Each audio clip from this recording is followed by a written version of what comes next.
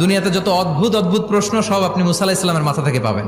বিভিন্ন বিষয়ে আল্লাহরে প্রশ্ন করতেন। সাইয়েদনা মুসা আলাইহিস সালাম আল্লাহরে বললেন, আল্লাহ আপনি আমার এমন একটা জিকির শিখাইয়া দেন যে জিকিরটার শব্দ আপনি আর আমি ছাড়া কেউ জানবে না।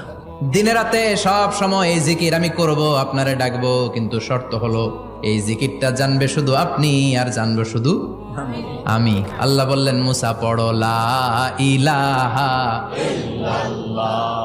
মুসা আলাইহিস সালাম কয়, মাবুদ এটা তো জাতীয় জিকির, সবাই জানে।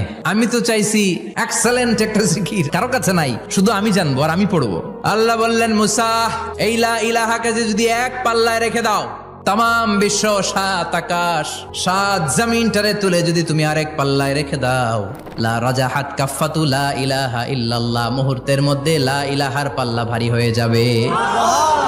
ও মুসা, তুমি যতই এক্সক্লুসিভ জিকির চাও, লা ইলাহার চেয়ে দামি জিকির আমার কাছে নাই।